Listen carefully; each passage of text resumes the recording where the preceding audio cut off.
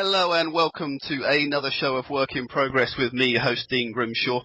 Today we've got a bit of a special treat. I've lined up a guest with some specialist skills in leadership, man management, and the subject that he's going to talk about today is time management. So, without further ado, Mike, how are you? I'm great, Dean. Yourself?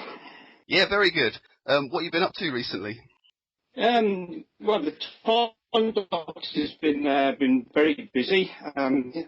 Unfortunately, I've been putting everything that I teach people into practice, and I've taken August off. So it's been quite a nice chilled month with the family, really. Okay, so you really are a specialist at time management then. I try my hardest. Yes, I am, and that's why I'm known as the Time Doctor. Yeah, because I've got to admit, knowing you as I do, you put a heck of a lot of stuff out there. There's always a fresh blog on the go. There's always new material on the website. There's always a new project on the go. So how does a man like you get August off with so much going out onto the internet?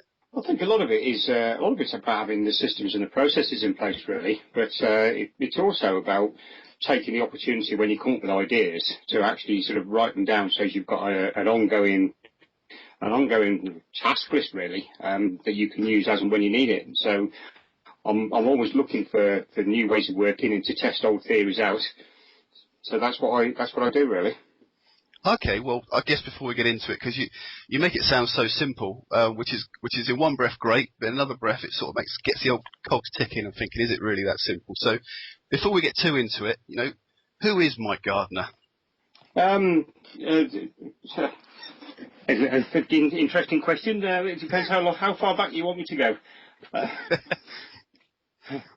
Well, obviously for myself, I kind of know you well, so I'm thinking all the viewers out there listening, they haven't got the benefit of our friendship. So I'm thinking, why are you so good at leadership and man management? Where did you get your experience from? And, what led you to this point today and what you're doing? I think in terms of the leadership and the man management side of things, I think that is something that's been inbred to me from my forces career, really. I left school and joined the RAF straight away. And like all the forces, the RAF tends to give you leadership responsibility, really, at a very early age. So from that perspective, it's been ingrained in me for many years, and everything I've done has been built on that foundation, really. So I've always been in positions where I've managed big teams. I worked in Saudi for 10 years, so it was multicultural teams, and over the years I've actually worked for myself since 1998. So when I first set up Calibre Training Associates, and to be honest, the Time Doctor has actually come as a byproduct of that, where over the years the most popular courses that I've run has always been around time management, productivity and assertiveness, really. So I rolled it all into one, and that's how the Time Doctor was born. Okay, so just to clarify for everyone listening, Calibre Training Associates essentially started out as a leadership and man management style company, is that correct? Yeah, that's right, yeah. And it's still going, so but it's just another arm of the business, really. And from what I understand, you didn't intend for time management to take on a life of its own, but it just seemed to be the one thing that everyone was missing, and that course that really sort of hooked people in. Is that right? Yeah, definitely. And I think, to be honest, I think everybody talks about time management, and everybody says, how easy it is. And actually, for a lot of people, particularly in this day and age, it's not easy at all. But everybody gets the same advice. It's, if you want to manage your time better, prioritise, do a to-do list and do this. But nobody really considers how to actually do it and do it properly. So that's where I've sort of tried to bridge a gap in the market, really. And it's a gap that has really opened up for us. So we're doing lots of big contracts with companies at the moment, as well as working with individuals as well. Well, the point you make there actually ties into one of my first questions, actually, because I remember many moons ago, I went to a convention and Bob Proctor was on the stage, and I remember it was a period where he'd recently been on The Secret, so he was quite a big character, and a lot of people were talking about him. So I thought, it'd be great to go along and see this guy, and his time management tip came out, and long story short, he pulled out a to-do list from his inside pocket of his blazer, and he said, "This is my time management." He said, "Every time before I go to bed, I fill in the list, and then when I wake up in the morning, I work through it and I do it. Now, obviously, in the audience, I'm sat there thinking, well, either that's absolutely genius, or it's a little bit too simple. So the question I was going to ask you was, is it really that simple? Or, again, is this something that people tell us and they're missing a few tricks? It can be simple, but for the right sort of person, because don't get me wrong, to-do lists can work, but they work for a very specific type of person. So if you're, most people are either left or right-brained. So if you're a left-brained person, a left-brained thinker, and by that I mean somebody who's quite logical in their thought process, they like to do one thing after another in a nice step sequence, then a to-do list works very, very well because it's a nice logical structure for people. However, if you're not that way inclined in your thought process and you're a bit of a right brain thinker, then actually what happens with to-do lists then is they become a bit of a burden to you, because what happens is right brain people, they make a to-do list and then they'll go off and they're not slacking, they're really busy all day, but then they come back to their desk towards the end of the day, or they pick up their to-do list at some point and then realise that they've been very busy but not crossed anything off it. And in the worst instances, I've actually seen people who have come back to their desk, looked at their to-do list, then thought about what they'd done during the day and added it to the bottom of the list before ticking it off, which tends to defeat it sometimes. Yeah, I can relate to that, because I know from my own sort of way of thinking that I can be very narrow focused to the point that I'm very easily distracted. So in one breath, people think, oh, if you can only focus on one thing, then surely that's cracking, surely that's great. But as you know, in a day-to-day basis, something comes up, something crops up, someone asks for a bit of your attention, someone asks for a bit of your time, and in that moment, whatever I was doing previous is out the window. So what would you suggest for someone with that kind of thought process? I'm assuming that would suggest I'm right brain, would it? Yeah, definitely. It sounds as though you're going along that lines. I mean, one of the things I suggest to right brain thinkers all the time, which people really sort of link into, is think about doing the what's called a to-do today list. So you have a task list which is full of everything that we have to do. So we write everything down. But then what we do is we identify 3 things that we have to do today, come hell or high water. And actually, the idea comes from a long time ago, really, back in the 1920s, where Charles Schwab, who at the time was the chairman of I think it was the Bethlehem Steel Corporation, and he invited in a gentleman by the name of Ivy Lee, who at the time was a big, very well-known management consultant. And Ivy Lee was asked how productivity within the business could be improved. And what he said at the time was, he said, what you need to do is you need to write down 6 things. And when you come into work tomorrow morning, start with the first one. Don't start on any of the others until that first one is completed. And when Charles Schwab asked Ivy Lee how much he wanted for that piece of advice, Ivy Lee actually said to him, he said, well, work at it for 6 months, and at the end of 6 months, send me a cheque for what you think that idea was worth. And that was in the 1920s, that was, and 6 months later, Ivy Lee received a cheque through the post for $25,000. So that's how much they thought the idea was worth.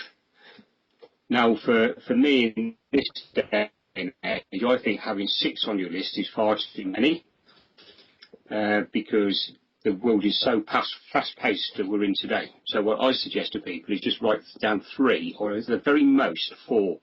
And then what you do is you start on the first one, and you take it to a point where you can't do anything else with it. So that might be, if you've got somebody in a business, maybe they're doing something and then they phoned a customer, or they phoned somebody and now they're waiting for information, so they can't do that, they can't take that any further. Or maybe if it's somebody who's working from home, looking after a family and things like that as well, they do one thing and they just get to that point where for reasons that are outside their control, they can't do anything else with that task. So stop that one there and then go on to the next one. But what you find is that over the course of a day, you will get either all those tasks done, or at least you would have made a start on them. But then that brings us back to what you alluded to earlier on, because what that does is that gives us time then to deal with the interruptions and the curveballs that we all get thrown during the day, and it happens to the best of us. Yeah, absolutely, because that's one of the frustrations of time management. You sort of, well, especially for myself, because I create this lovely little plan in the morning, and I think, right, I've got it nailed. I'm all over this. But, what I haven't factored in is everyday life. And everyday life comes at us no matter what, which is why I was very interested in your work, because over my career, and my background in sales and marketing, I must have been on umpteen time management courses. And at the end of each one, I didn't really feel like I was any more in control of my time. But, listening to some of your tips, I remember you did I worked in a leisure facility, and you came in, which was one of the times I really saw what you did, and instantly I could see the value. And actually, this was applicable to everyday life, which is one of the reasons I've always promoted your version of time management, because I can see that it actually works. Whereas previously, I've been aware of so many different things, never really seeing the application for it. So that kind of leads on to my next question, and one of I believe one of the presenters wrote it on the Facebook group for Natural Health Radio earlier, and that is a lot of small businesses and people in sales and marketing use social media, and it's a bit of a double-edged sword, because it's one of those things that drives us forward, it gets us traction, it gets us moving. However, it can completely take us away from what we were doing. So how do we manage social media in our businesses so that we're getting the full benefit of being out there, but at the same time, it's not completely distracting us from our goals? Yeah, social media is one of those things, like you say, it very much is that double-edged sword, and particularly for business owners and small business owners, because we do all need it, and we have to use it, and it's a very good tool today to actually market our business. So one of the things there, I think, it's about being very disciplined, and it's about understanding what your goals are for the social media, and that is one thing I say to people all the time. Why are you looking to manage your time? And what's the linkage there? And what I'll say then is you have to make a very determined effort to decide what you're going to do with social media. So what I do, I've got, obviously from the Time Doctor, I've got LinkedIn accounts, I've got Facebook, I've got Twitter. And what I do every day, the first half hour of the morning is when I update all my social media side of things. But I know exactly what I'm going to do. So every day I know I'm going to put 2 or 3 posts and schedule those to go out on Twitter during the day. I know I'm going to put one post up on the Facebook business page. I know I'm going to put one post on the LinkedIn page, and the same for Google+. So what I'll do is I'll put those up first, and if there's any thought processes about blogs, or if I've written a blog, then I'll get the blog posted up there as well. Only then do I go in to then look at all the people that have followed me, mentioned me, liked me, retweeted me, and all that good stuff. And then I go in and I do the interactions with them, just very quickly, about going in and answering their tweets. And if somebody's asked me a question, then I'll answer that question as well. But it's no more than half an hour every single morning.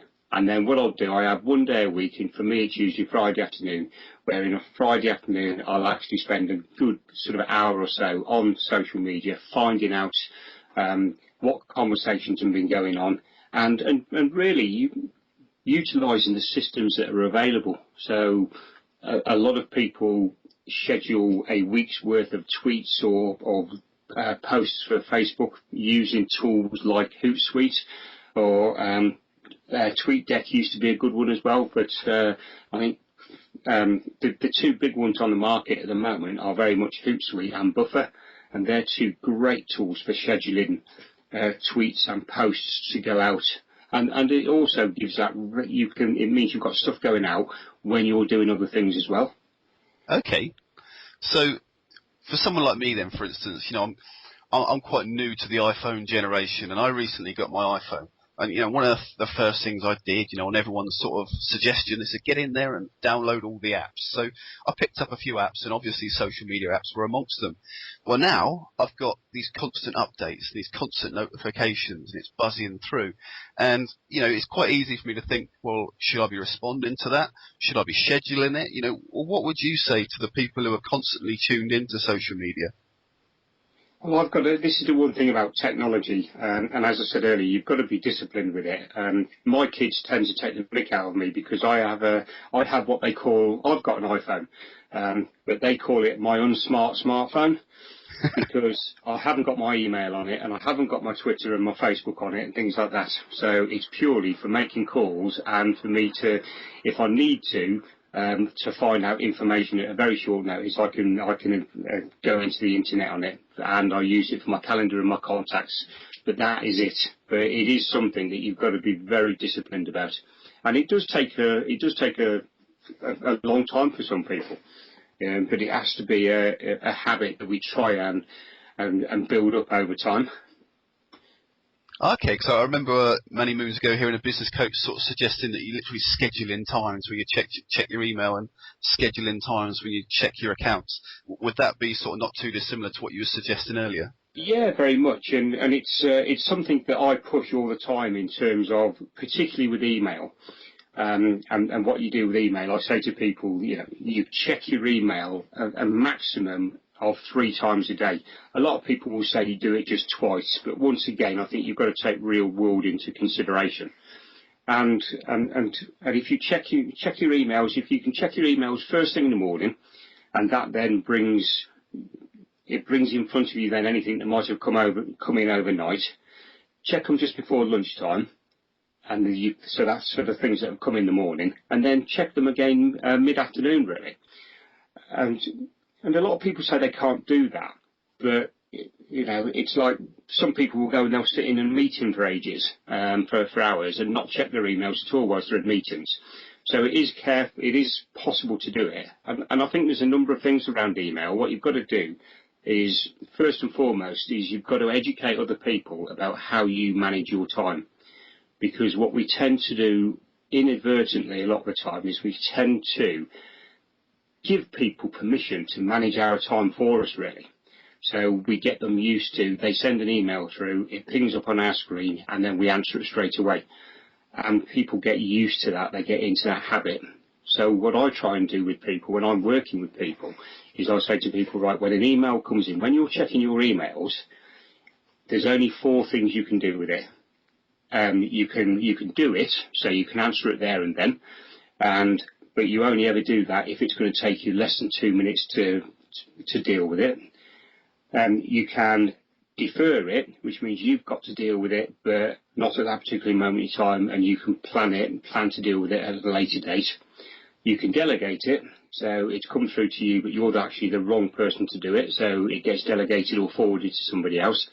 And then last but not least, and I think most emails fall into this categories, you can dump it. Put it in that, what I term file 13, and get rid of it completely, because a lot of stuff that comes through these days is just so much junk. Yeah, absolutely, and it doesn't even really warrant being an email, does it? It is just pure garbage, and quite a lot of us are wasting time on this stuff. Well, definitely, and the other thing as well is email these days seems to have it's taken the place of normal conversations. So I was in an organisation recently where there was 2 people and they were sat 15 feet apart from each other, and they hardly spoke all day, and yet they sent hundreds of emails to each other throughout the day, and that just sort of defeats the object of it, really.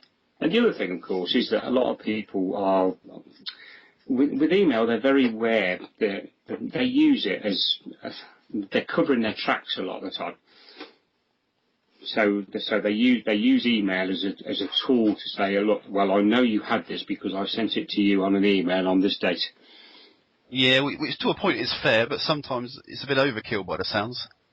Well, it can be, and once again, it depends on, I'm not saying get rid of all emails and things, but I am saying that what we should be doing is we should be setting up a good filing system so as we can deal with those emails as they come in. Okay, and you mentioned a valid point as well, that people seem to use email a heck of a lot when, they're in close vicinity and they're physically near each other, and it'd be quite easy to have a conversation. Now, I'm guessing that maybe this is a little protective thing for themselves to manage their time, because I know for a fact that, do you know what, sometimes I don't want to get engaged in a conversation because it sounds a bit rude, but sometimes people start talking about the niceties. How was your weekend? Blah, blah, blah. How's the family? And I'm thinking, look, I just want to get one question across and get one answer back, which kind of sounds a bit unsociable sometimes, and people think that's a bit blunt, Dean, but people do when you engage them. They start turning all the niceties on. Next thing, it's what do you think about the football result, or what do you think about that TV show? So maybe sometimes these emails is to get a quicker answer, or do you think it's a case of educating the people around you how you like to converse as well as use your email? Well, I think it's yes to both your questions, really. I think in first instance, I think you're quite right. I think people do use it as a bit of a mechanism to shut themselves off sometimes. But also, I think a lot of the time it's because people are afraid to say no to others, so they don't really know how to manage their interruptions. So, like you say, okay, yes, we can get into conversations. If we're not careful, it gets sidetracked, and then the next thing we know, we're talking about the football or EastEnders or whatever.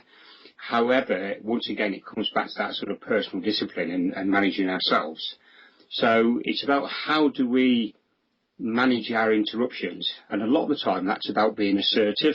And so it's about saying no, and it is about letting people know when you can talk and when you can't. And people very quickly get used to that, the idea that you're sort of working. I think one of the big problems all the time with our time management, and I think I mentioned it earlier, is we far too easily give people permission to manage our time for us. And we do it in the most simple ways. So, for example, we were just talking about emails. If you answer an email, if that interrupts what you're doing, a lot of people don't realise that actually the email itself and going into the email and answering the email might only take us a few minutes. But actually what happens is it then takes us between 20 and 25 minutes to get full focus back on what we were doing. So hence that quick 2 minutes that we've used to check the email has then cost us 20, 25 minutes in terms of a disruption or an interruption. And it's the same when somebody comes across, and I don't know if this has ever happened to yourself, Dean, where somebody comes across to you and says, Dean, have you got 2 minutes? Can you just check this for me? And because we don't say no to people, we say, yes, we'll do that. And hence then it's another interruption.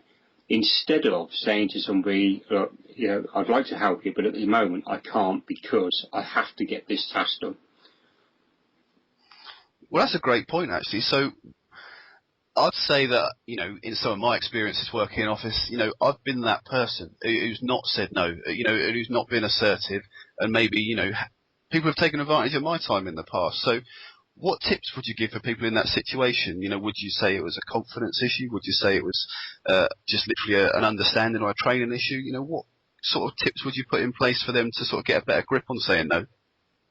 I think it's just for a lot of people, it's just an understanding that it is okay to say no, because I always say to people, in fact, I mean, there's 9 different ways that we can say no, going from the being very assertive to the not so assertive, if you like it.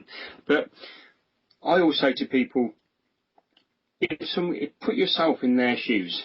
If somebody comes to you, or if you went to somebody else and asked somebody to do a job for you, and they said yes straight away, if you knew that individual was then going to have to work long hours, were going to have to give up some of their time with their family, would you ask them to do it in the first place? And the chances are you probably wouldn't do because you feel guilty about it. But we do it for other people all the time. So we take work on for other people. And it's no good us then blaming them because we haven't let the other person know that we can't do the task. So if somebody comes to me and asks me to do a job, for example, or if somebody asks me to do something for them, the first question I ask all the time is, when do you need it doing by? Because then if they give me a deadline, if they tell me they need it doing by, then straight away I can go back to them instantaneously and let them know whether I can do that job to that deadline or not. If I can, then it's the choice. Then it's my choice. If I can't, then actually there's no choice in it whatsoever. So then I say to them, right, I'd love to help, but I can't do this task by that deadline. You're better off going and getting somebody else to do it. That makes perfect sense. And it's quite an interesting point, really. And I guess for some people listening, it may be tough love. The idea that we need to take responsibility for our own time. And then if we don't achieve what we set out to achieve in that time, we can't sit there saying, oh, it was because they distracted me. It's because they pulled me in that direction. This was needed of me. Now, you pointed out quite clearly earlier, life happens, work happens, these things do happen and things need to get done on a daily basis. However, the underlying sort of thing that I'm getting from what you're saying, correct me if I'm wrong, is that we still have that responsibility to manage our own personal time. And if we're not getting what we want out of it, then effectively we need to change, not the people around us. Is that fair? Yeah, that's a very fair point, and that's what it is. One of the things I always say, time management is a behaviour around which skills can be learnt. So it does link into what we said earlier about whether you're a left and right brain thinker, but it's also having those sort of tools and strategies really. So I know one of the one of your tweets that you put out, you said that you like the Covey model. And the Covey model is actually sort of based on, everybody calls it the Covey model, but he actually pinched it from Eisenhower. But Eisenhower said, right, his whole view of things was what appears important is very rarely urgent, and what appears urgent is very rarely important. And what we have to do is we have to just start looking at these things and start trying to identify the importance and the urgency of our own tasks. And what a lot of people don't realise is that most things actually start off in a place where they can be planned, and we can put plans into place as to when we're going to do them. But because we don't plan and schedule things, then the next thing we know is they go into that nice, what Covey calls his A window, or the A quadrant, being both urgent and important, and we end up running around all the time firefighting. Okay, so for people who have got absolutely no understanding of the Covey model, like you briefly touched on it then, but how would you explain it for people who really don't get it? Because my understanding is, as you say, like there's got the 4 quadrants of urgent and important, and then there's 4 different versions of that. So would you be able to go into a bit more detail? Are you still there? Sorry, that sounds like we're losing the line here with Mike, but he's still there, thankfully. I was just basically trying to expand on it, because I guess partly we're making, not an assumption, but it's such a well-known model that I suppose we kind of skimmed over a little bit. And I'm wondering, if there's any way to expand on it a bit more for anyone who's just never heard of it before. Well, you can, if you imagine a window, or a square really that is split into 4 quadrants, then what you have is on the one side you have the importance of a task, and across the top you have the urgency of the task. And so what you get there is you're then able to have 4 different quadrants. So you have quadrant 1, which is urgent and important. So these are things that we really need to be doing now, and we've run out of time to do them. Or it's things that are of very high importance. So, for example, I don't know, if you're a mum and you hear a baby crying, or your baby's crying, then that falls into that important and urgent quadrant. You've got to do something about it, and you've got to deal with the little one. If you're running a business and a customer phones up and they've got a big complaint, then you have to deal with that. If a building catches fire around here, nobody wants to sit around and decide what we're going to do next. So all those sort of things fall into that sort of important and urgent. And then quadrant 2 is very much, it's things that are important but not urgent. So I say these things are the things that are, these are the things that we can plan and schedule. So for example, the things that I would say fall into this category are things like long-term planning different milestones that we're working on within a project, our own exercises and fitness. So our own sort of personal development, we can plan all those sorts of things. Then you get window or quadrant 3, window 3 or quadrant 3 as Covey would call it. And these are the things that they're urgent, but they're not important. And this is invariably a lot of things that fall into this quadrant are interruptions, but they're interruptions that are caused by other people. So these are things we were just talking about, people coming over, have you got a few minutes, can you do this? Or it's those horrible times when we get called to meetings that all of a sudden we have to attend, but nobody's told us about them in advance. And with these things as well, there's two other things that can fall into this category in terms of a work scenario. You can get tasks that come into this box that, because we know they're not going to take us very long to do, we don't touch them because we've got bigger fish to fry, we've got other things to do. Or, which I see a lot of times happen, is they are tasks that people really enjoy doing, and because they enjoy doing them, what happens then is they spend far too long on them. And then you've got the very last quadrant, so quadrant 4 or window 4, which are things that are both not important and not urgent. And I have a really big question around these, really, and that is very much around, if they're not important and they're not urgent, then why are we bothering with them in the first place? And what tends to happen with these things is that you do get a lot of interruptions, but whereas in quadrant 3 they're interruptions that are caused by other people, in quadrant 4 the interruptions are things that are caused by ourselves. So you mentioned earlier on about social media, Dean. So you get people, they go on to do business social media, or they go on to update the business Facebook page, and the next thing they know, they're off planning next year's holiday, and they don't even realise that they've done it. So these are those sort of, those types of time wasters, trivia, and what I call busy work as well, really. Okay, so the idea of sort of the busy fool. Yeah, no, that's brilliant. No, I was just conscious of maybe, because it's a model that I love, and it was only recently that you pointed out that it wasn't actually Stephen Covey who deserved the credit for it, and that kind of just was a complete paradigm shift for me, because I was totally convinced that he deserved the credit, and and he completely created this lovely little system. So when you sort of pointed out to me that it was actually an Eisenhower model, I was like, oh right, okay, I had no idea. I think the best way of doing it, I think Eisenhower deserves the credit for actually developing the model. I think Covey deserves the credit for actually bringing it to the general public. I think is probably the best way I'd describe it.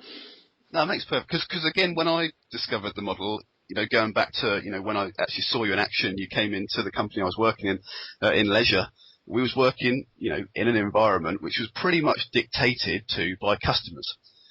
So in terms of like the planning and preparation, it was often quite minimal, so that was why I really sort of loved the Stephen Covey idea, because I started looking at this quadrant and I was thinking, hey, wait a second, we spend all our weekend putting out fires, and bank holiday weekend when we're absolutely packed in droves because everybody's looking for a leisure activity, at the same time, a sunny bank holiday.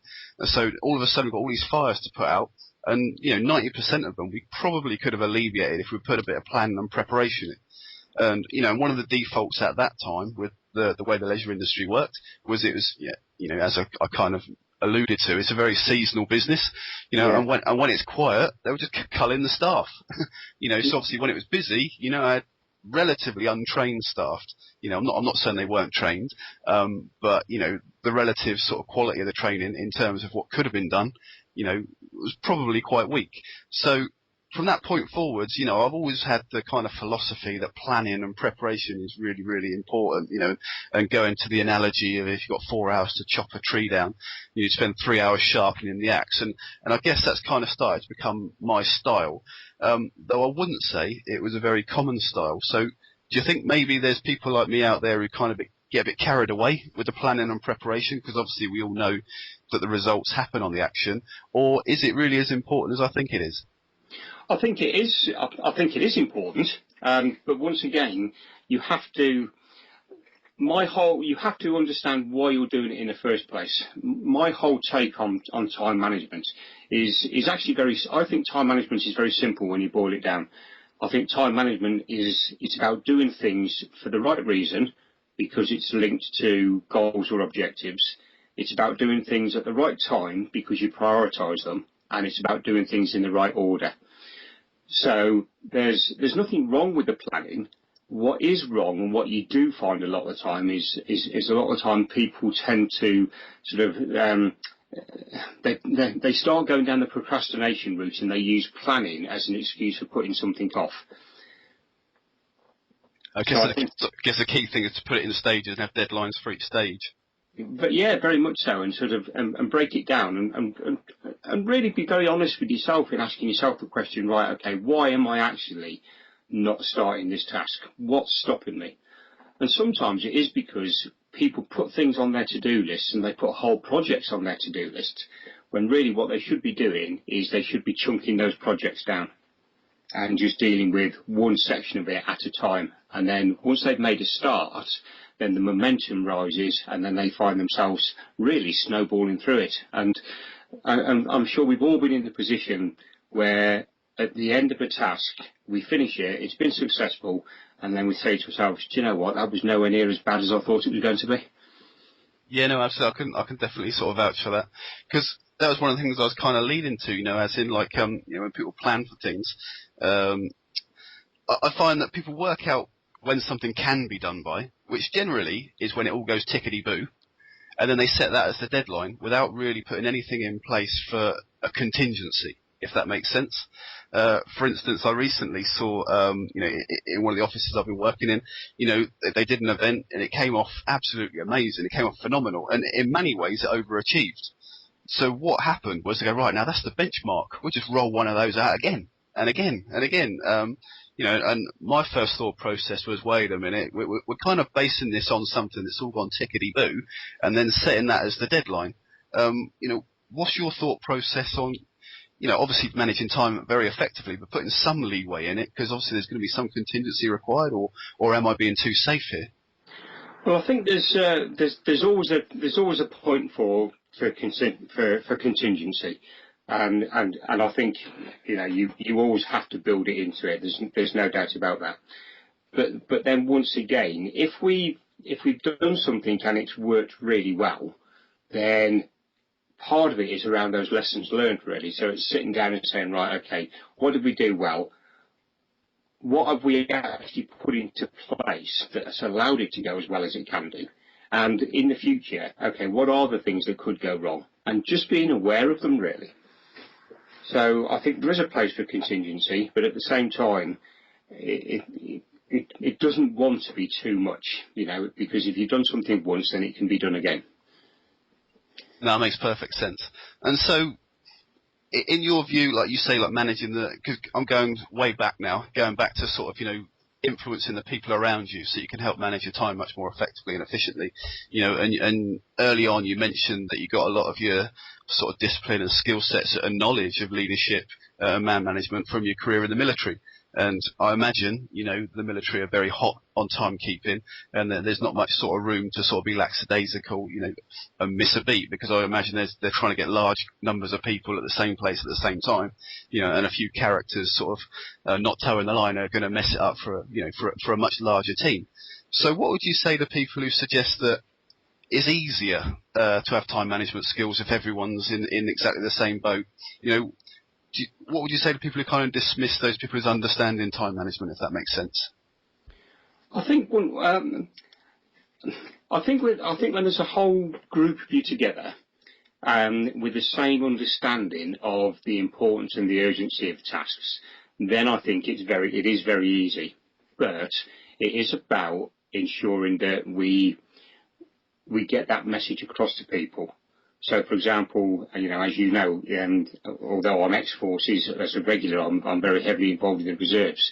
So you mentioned a very good point there in terms of, in my role within the RAF regiment, when we're out on patrol, when we're in Iraq or out in Afghanistan, then a lot of the time, us getting to a place on time is absolutely of paramount importance, because people's lives could actually depend on us arriving on time.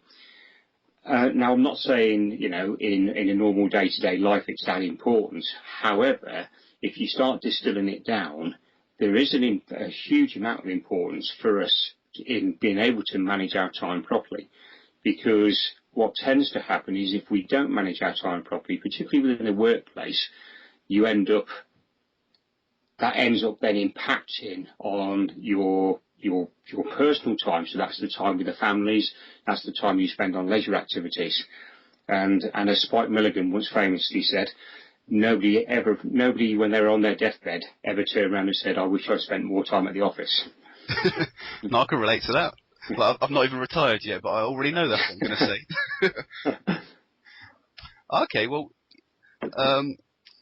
that kind of leads back to sort of what I was thinking of. It's completely gone out of my head there. But so let's go back to the next question, then I'll come back to what I was thinking, because I had something completely on my mind there. So let's say that people take all these tips on board, and they start getting a bit tasty with their timekeeping. They go, do you know what, I've got this nailed, I know what I'm doing. And I've seen it in the past where people then get a bit tempted to go, well, I'll do a bit more. I'll do a bit more, and if I'm really good at being effective for 1 hour, I'll be effective for 2, 3, 4.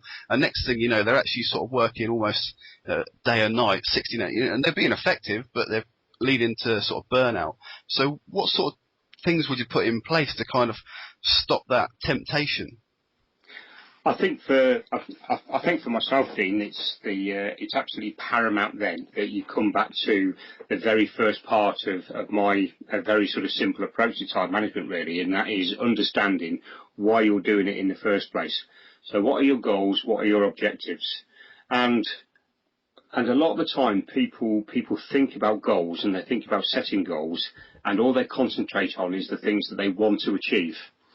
So it's all about, well, I will be successful when I achieve this, when we get this, when we get the nice car in the drive, when we get the boat, when we get the nice house. But actually, for me, that's only 25% of setting goals. And this is where it links in, I think, to the whole sort of philosophy of time management. Because we should be managing if we go down the route of just purely managing our time because of the things that we want to achieve, then from that sort of perspective, you're going to get the scenario that you've just described there, where people work harder and harder, and they do get, if you like, leaner and meaner with their time management, but they just replace busy time with busy time with busy time. But if they start looking at the rest of the goal setting model, when people are setting goals, I think there's two questions to ask, really. There's two questions to ask, and it gives you four answers. And one of the questions is, do I have it, whatever it is? And the other question is, do I want it? And if you ask the question, do I have it? And the answer is yes. And then you ask the question, do I want it? And the answer is yes. Then that's something that you already have in your life and you want to keep. So let's say, for example, let's say you are managing your time really well, and it's allowing you to spend more time on the golf course, or it's allowing you to spend more time with the family, then that is actually one thing that you need to keep. So you need to set a goal and put that in place to make sure it stays like it is. If you say to yourself, have I got it? Yes. Do I want it? No. Then very much then we're looking at, right, that's something that we have to eliminate out of our lives. So from that sort of perspective, that might be stress, that might be the long hours. So it's all about putting those goals in place to ensure that our time management is helping us work to what we want to achieve. No, that makes perfect sense, because when I recorded the show last week, one of the things I came up and was discussing was actually goal setting. And in some ways, I kind of questioned the SMART goals that we set ourselves, because the way I see things, and it'd be interesting to get your take on this actually, we set ourselves the big goal, the ultimate vision, and where we want to be, which ultimately is where our compass is leading to. It's our gravitational or our magnetic north, and it's where we're going. But in order to sort of focus our time, focus our resources and our activity, we set ourselves these milestones, which is what I kind of consider to be more along the lines of these SMART goals. Now, the danger we set ourselves is the SMART goal completely distract us, becomes the focus, and then we forget why we set them in the first place. And I'm wondering if that is kind of in line with what you're thinking as well. Absolutely, yeah, it definitely is, because I think, yes, you know, we want to achieve things, but also then there's things that we have in our lives that we want to preserve. There's things that we have in our lives that actually we don't want, so we want to get rid of them. And then there's things that we haven't got and we don't want, so we want to put things in place to make sure we avoid those completely. So I think it's a whole sort of it's a whole model really, and I think the whole achievement of goals, and you know, I'm not a huge fan of SMART goals, I have to say. I think if we're going to set goals, then you know, as my good friend Dave Heiner says, we should be setting hairy arse goals. From that sort of perspective, you know, yes, let's set them, but it's only a small part of we can't achieve at the expense of other things as well. So, you know, there's no point having the nice car on the drive and having the nice holidays in the nice house if we've lost our family and we've lost all our leisure time in order to get there. Yeah, absolutely. And to go back to this, the hairy ass goals, I'm going to have to ask you to expand on that. What does that mean? that is about setting goals that are really big, super achievable. So a SMART goal might be something that is, as you well know, it's specific, it's measurable, it's achievable, and then that horrible word of them being realistic, and obviously time bound. But when we set really big goals, then what we're talking about then is we're actually sort of, you know, we're setting the goals for the sky's the limit. When we did our Forces March a few years ago, you know, one of the a nice normal easy SMART goal then would have been to raise a couple of £1,000 and be nice and happy with it. But we set a big hairy arse goal of raising 25,000, and you know, and sometimes you may fall just short, but actually it's about setting those goals that if we do reach them, then, or even if we've only achieved 50% of them, then actually it's a great achievement. Yeah, absolutely. And you mentioned the Forces March there, which obviously for the benefit of people listening, it was actually the environment where we first met each other. We joined a team together, didn't we, and took on loosely, I'll say 5 marathons, 5 days. You know, it was country miles, so yeah, definitely. So you could throw the 26.2 out the window and, you know, and round it up to like 28:30 or whatever you wanted to round it up to. That's it. And the actual event was obviously for Forces charity. It was for the veterans charity, raising money for, you know, the veterans of all generations. And it was, the route itself was built on something. Am I right? It was the preparation training before D-Day. It was for the yes, it was for the Marines, and what they did was the Marines were in Ilfracombe actually preparing and training for the D-Day landings. And what happened was they finished a day early, and all decided to go into town and get very drunk, which their commanding officer wasn't very pleased about. So he decided that he was going to stop all the lorries coming that were going to pick them up, and made them march back to Bulford in Wiltshire. So a route of 138 miles, carrying £80 of pack, £80 of gear. Well, thankfully we didn't take the £80. We didn't know. though I know there's some crazy guy out there who fancies taking a pack and doing a similar route next year. I don't know if you know the guy. But... yeah, I think he's my twin brother, I think. Yeah, I've got to admit, he does look just like you. Yeah, so obviously no one knows the exact route that the guys initially took, but it's been recreated, and obviously that Forces March is an annual event now, going sort of, you know, 5 days camping out along the route, and it literally takes the route all the way from Ilfracombe to Bulford in Wiltshire, and we were one of the unfortunates who actually had a crack at it and did it, you know, and it was good times, but, you know, going off topic, but that's just an idea of where me and Mike first found each other. Yeah, definitely. Yeah, it was good. It was good times. It was hard work, but yeah, it was good. It was a good time. It was emotional at times, but we got through it, and at the end of it, got some great memories. Yeah, definitely. Well, earlier on when we were chatting away, I kind of lost my thought, and what I was thinking, I just went completely out of my head. And I remember now, it was what you was talking about, obviously getting a group of people in one place at one time, and you was referencing how that sort of is important and imperative in a military scenario. Now, the thing I was kind of leading on to, which isn't quite so life and death, however, it is a massive, massive problem, I believe, in companies, and I'd love to get your take on it, because I've read some of your work, and I'm pretty sure you've got an opinion or two on what I'm about to say, and that is meetings. Now, you've mentioned meetings already. I've got a lot of experience of meetings, and in the thousands and thousands and thousands that I've been involved with, I could probably name about one where it was effective and efficient, and I think you were there. So why are we so crap at meetings? I think I think a lot of the time these days in organisations, I think they have gatherings rather than meetings.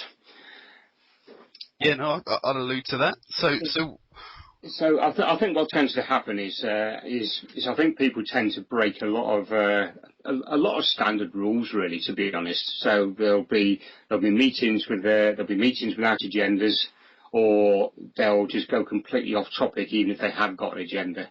So one of the things that I always work with people and I talk to people about is I say very much about, well, let's just actually start thinking about why we're having a meeting in the first place. Does it actually need to be a face-to-face meeting? Or actually, can we do something? Can we do something over Skype? Can we do something as a teleconference? Which, if you take those options, actually does tend to cut down the amount of time that people spend in meetings. If we have got to have a face-to-face meeting, a lot of people will always invite everybody because they just got to be there. So when people say to me, we need to have a meeting, we need to have a get-together, first and foremost, I'll say to them, okay, can you send me across the agenda? So that usually takes them a little bit sort of a time to get that. And when I get the agenda, the amount of times that I then read the agenda and I can't see what my input is, or I can see what my input is, but the meeting's scheduled for 3 hours and my input's going to be about 15 minutes.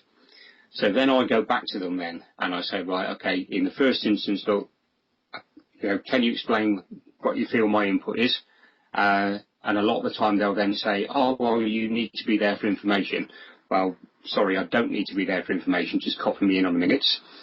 And if my input is just a small amount, then I'm going to then say to the chairperson, right, what time do I need to be there for?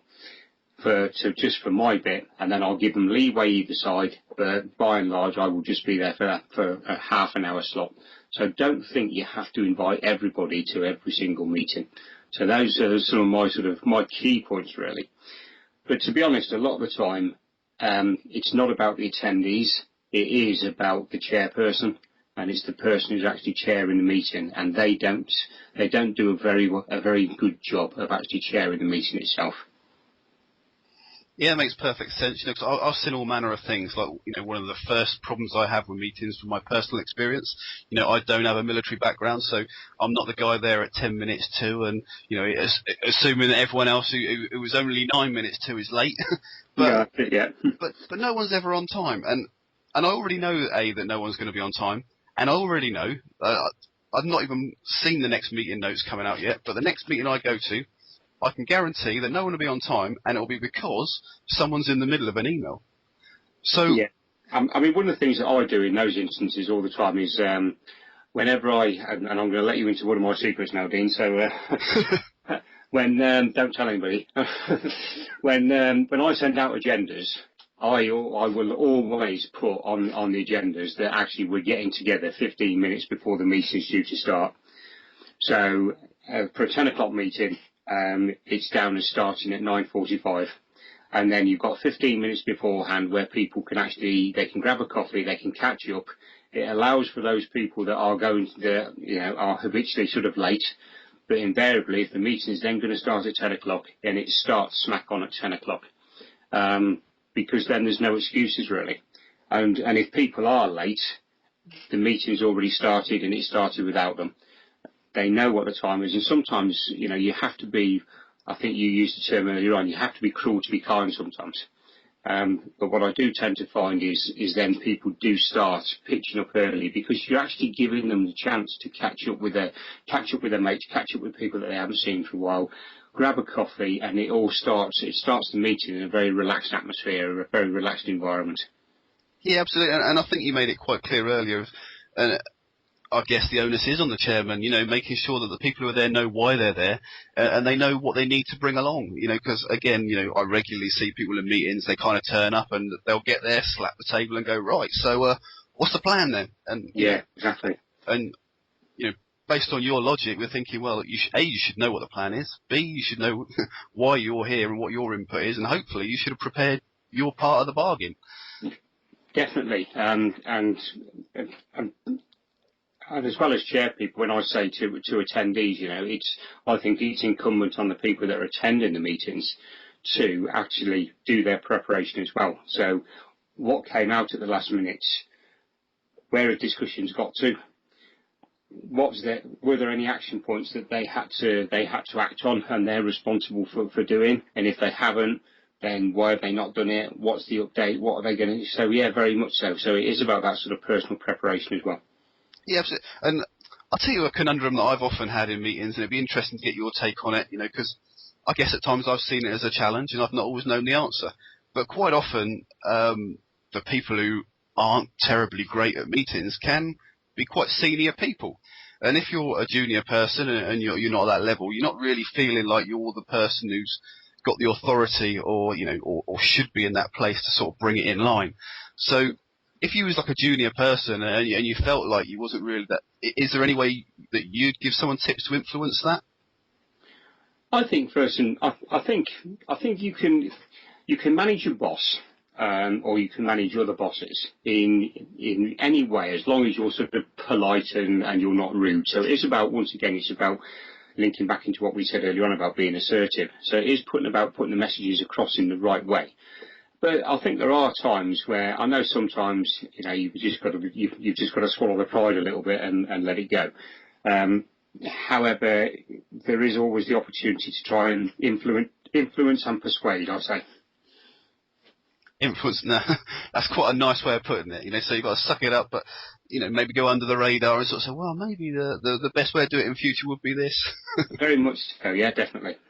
Okay, and another thing that, I'm interested to get your input is it important at the start of a meeting to decide when it finishes?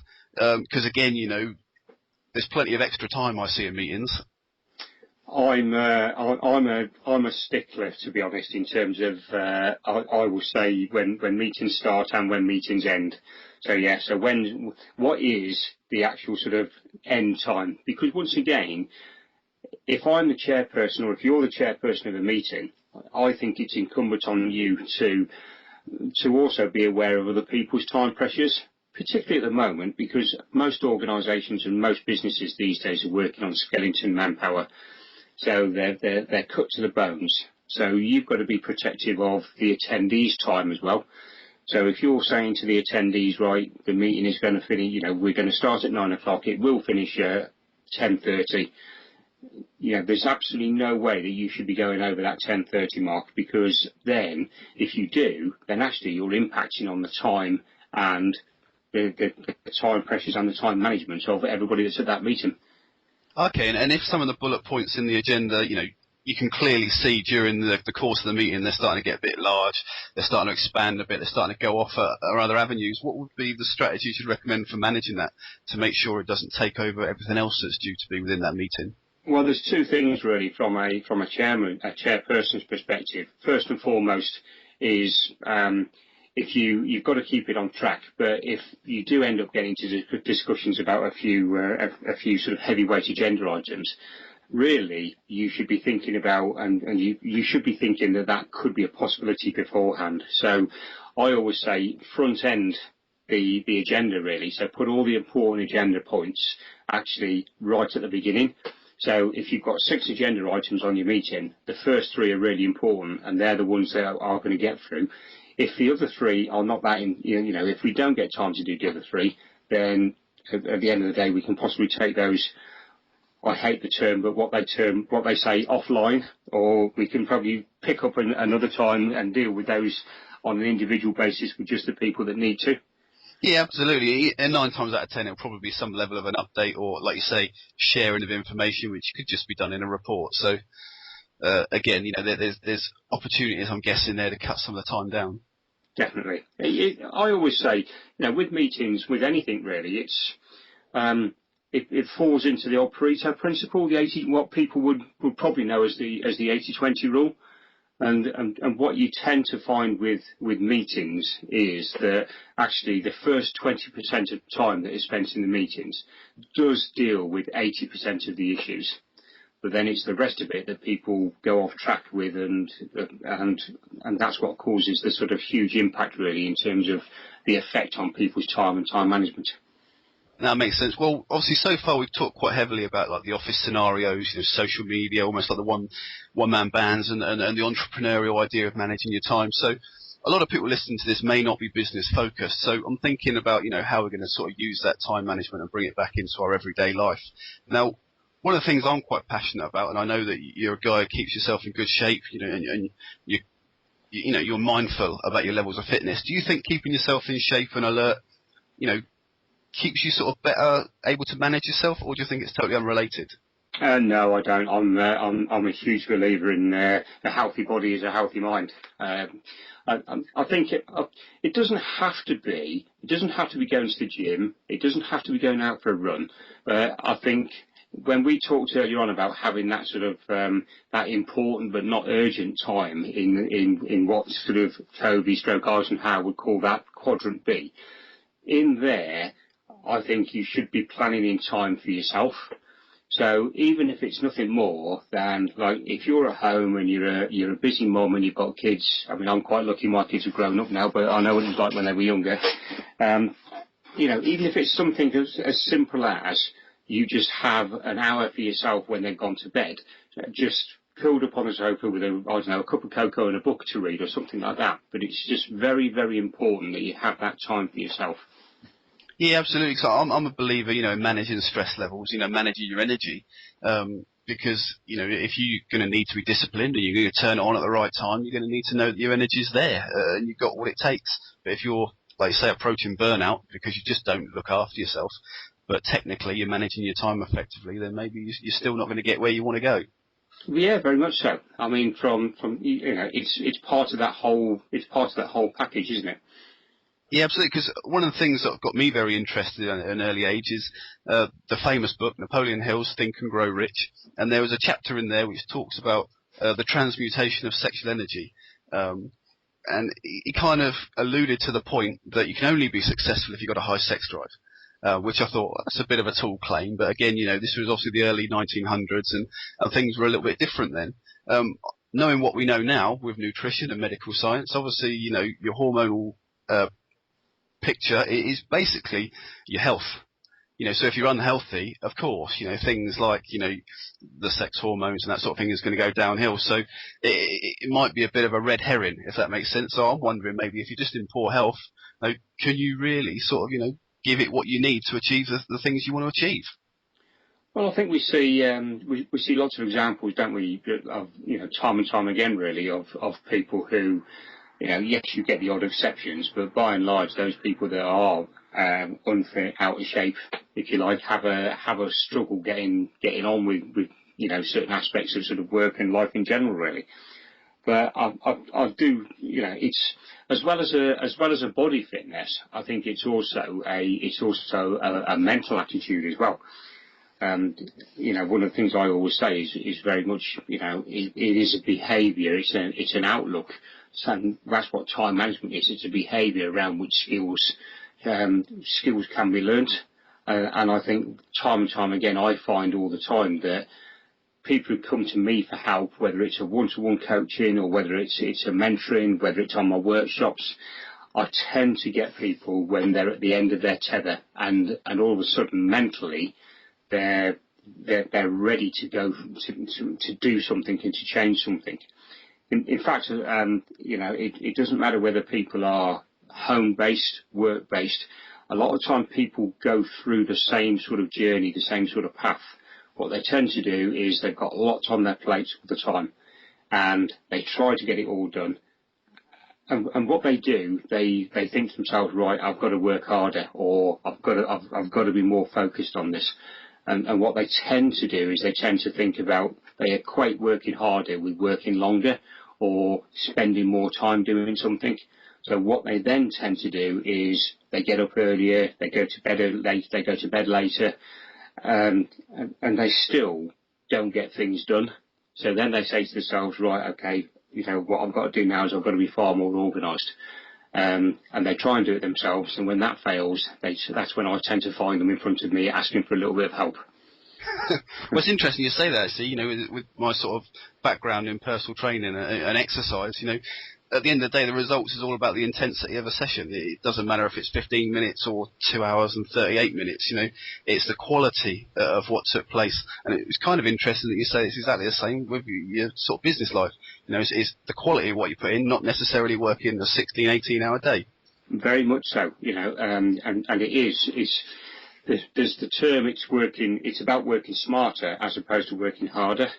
And that very much links into what we were talking about earlier, the 80-20 rule or the Pareto principle. It's concentrating on those 20% of things that give you the 80% of the results.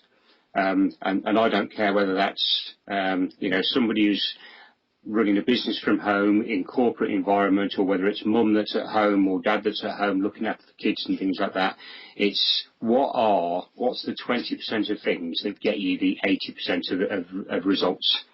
And sometimes, if you're at home and you're looking after youngsters and everything, sometimes that 20% is about giving the little ones attention and playing with and playing hide and seek with the little ones, as opposed to running around trying to hoover the floor up and tidy the house and make the house look nice.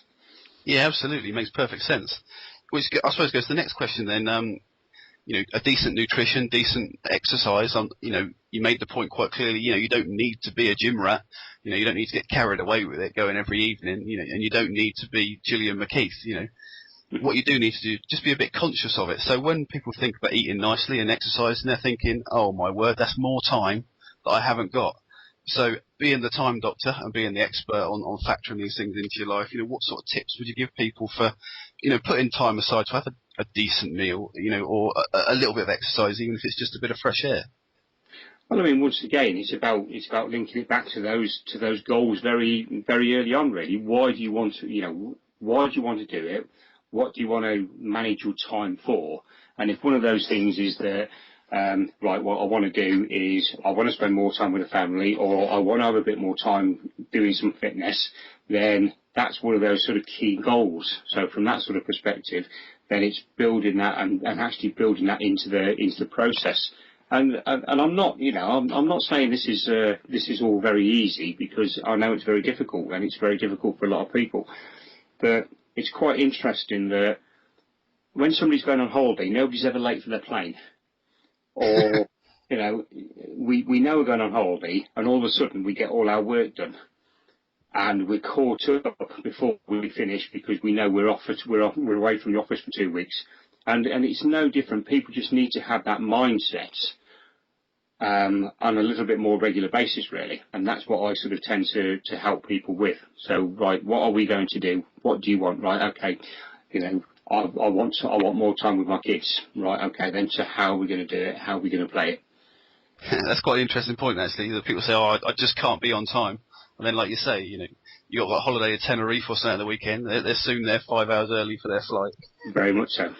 That makes perfect sense. Well, obviously we've talked a great deal. So one of the things I did ahead of the show was I asked on social media if anyone had any specific questions, and a similar question kept coming up, and it's kind of epitomised in a question from Janine Lewis, a lady we both know very well, and she asked a question all around work-life balance. Now, she's looking into ways to get some, maybe some secondary income around her full-time work, and she's wondering, how do you manage that and get some work-life balance with a family? For instance, she's already working full-time. She wants to get, a few more quid from a secondary income, but also she's conscious of her family. So do you have any tips that could help her? Yeah, I think from the perspective of earning extra incomes and things. I mean, we both know Janine she's a very busy lady, and I think once again it is about sort of identifying the goals. Right, what are we going to do? So and looking at things from a second income, starting to maybe look at things like the internet and product development and stuff that can actually be automated, if you like. So you've almost got things coming in that is a residual income aspect. So once you've got the systems and processes in place, then things start sort of working themselves, really. Okay, so what you're saying there is almost a paradigm. So maybe I'm being, a bit sort of simplified, but I'd say a lot of people in the population see a secondary income as working more hours, working more hours for somebody else, and looking at the hourly rate. Now, what you've said there is potentially automating something, so maybe breaking that paradigm of time for money. Is that right? And I think whilst you're in the mindset, of working time for money, then there's only ever going to be a limit on that. So, all right, it doesn't matter how much we charge an hour, the maximum we're ever going to get is 24 hours in a day. Now, we can't work all that because at some stage or other we do, we do have to rest and we do have to sleep. But it's what can you do? So from Janine's perspective, she's had quite a journey herself in where she's come from.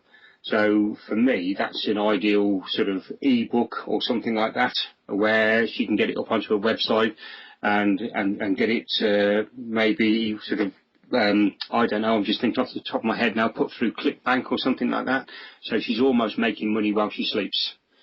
Which would be the holy grail. Definitely. Well, I'm pretty sure you must be doing something like that to have all of August off, so you're certainly the man for the tips. Well, obviously we've had a crack. We must have been speaking for at least an hour there and going over some cracking material. So before we sort of sign off, what are you up to at the moment, and where will people see your work? I think, in line with what I'm up to, we're very much sort of forging ahead at the moment now with the Time Doctor. Got lots of products coming out over the next few months. And both in terms of e-books, mentoring programs, and CDs as well. Some of your listeners might have seen my tweets go out on a fairly regular basis. They're going to be accompanied now from October by some weekly video tips that are going to go out. So sort of some very short, sharp 2 or 3 minute videos that will go out on the Time Doctor TV channel. So we've got lots on at the moment. Okay, and again, one of the things I mentioned right at the start was you've got a heck of a lot of material out there. You've mentioned you've got your tweets going out, but if people sort of wanted to sort of get some of the, the back blogs and the back articles and dig into that material, where would you direct them to go? If they, from all that perspective, they can go straight to the website, which is www.thetimedoctor.co.uk. Or they can follow us on either Twitter and or Facebook, which have both got the same address, which is the Time Doctor UK. And if they wanted to, there's a tips booklet up on the website. So if they wish, that they can visit the website, and there's a free download for them, which is 20 My Top Tips, both for home-based people and also for office-based people as well. And again, these 20 tips are absolutely free, and you can just literally go down right now, timedoctor.co.uk, and get it. Is that right? You can do, yeah. You do need to put your email address in, but that is purely because we also send you, once you've had the e-book for a few days and had a chance to read it, we do also send you a checklist afterwards that helps you implement and put those things into practice. Because one of the things I'm absolute adamant about is I'm not in the business of just providing things for people with no follow-up, really. So I always make sure that wherever I can, I provide follow-up for people as well. Okay, so you can't just download it and put it on the back burner. You've got cracking the whip and saying, have you actually read it, and are you implementing it? Well, actually, yeah, I do ask the questions, yes. Oh, that's good. Like, obviously, it shows you care about the people you're sort of reaching out to. Well, I'm a firm believer that I can free up an hour a day of anybody's time. So, that's over the course of a week, over the course of a year. That's 360 odd days, 360 odd hours I can free up for people, which if you look at it on the basis of 24 hours a day, that's 15 extra days a year I can free up. I can't give people any extra time. I'm good, but I'm not that good. But I can help people free up their time, and I do whatever I can to ensure that happens. Okay, well, to be honest, the talk is absolutely it's flowed by, and the hour's gone really quick. I'm sure there's copious amounts more info that you can share with us, and maybe if people are interested and they start asking the questions on the Facebook group and on the website here at Natural Health Radio, maybe we can get you again sometime to go over some more material. Yeah, I'd have no problem with it at all. Be glad to come and help you. Okay, it's amazing. Well, we really appreciate your time. So to sign off, I thought we'd give you the opportunity to play a track of your choice, which either sort of means something special or it's just a favourite number. So if you give us a very brief intro as to what it is and why you chose it, and then we'll look to play out.